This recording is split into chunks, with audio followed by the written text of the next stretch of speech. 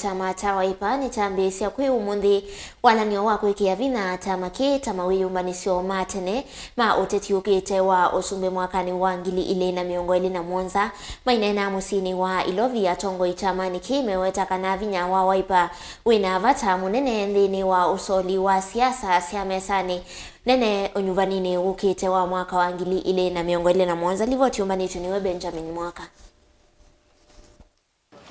Yes. Ateti ma kyama cha Wiper ni maambiisya kwi umunthi musukuma munene wa kwaka kyama kileloni cha kukilia vinya wa kyama cha Wiper nthini ma metho onthe masyaisye kiutanini cha Usumbi wa mwaka wa 2027 kwi umunthi Wiper ni athocha mwavulini wake atongoi kuma kaunti-ini 5 syivo Embu, Meru, Isiolo, kaunti ya Tharaka Nithi na Narok. We also have received members from 5 counties today.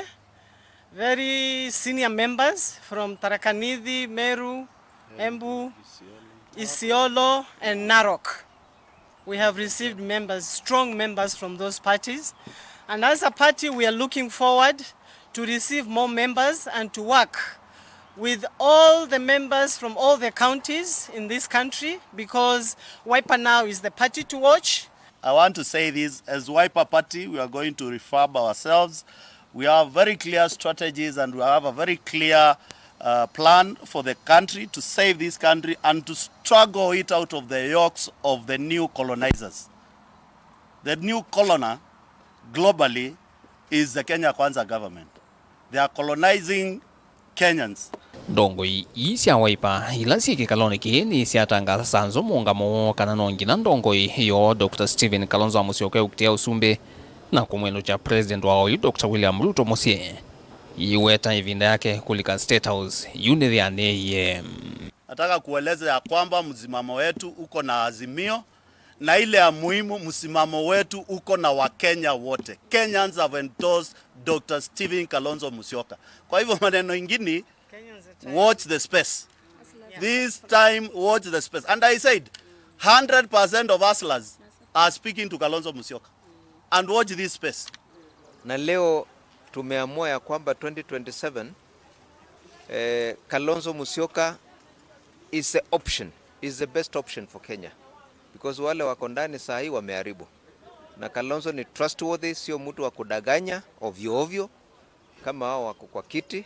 Na leo meli ya Wiper imenoa nanga na tunaelekea 2027 na hakuna stage ya kusimama, tunaenda mbio express mpaka 2027. Kwa Wiper ni kana President William Ruto ni wanangie maundu koti mbingi kulakwi enende vamwe na ulusani mwingi ulao yulikile silikalini wametoke na kilingise cha wanganyo wa shilingi bilioni 11 vya salani wa mauta uko nyanthi ya Kenya na nthi ya Saudia na UAE walanyoni ulao yu nguma wa G2G.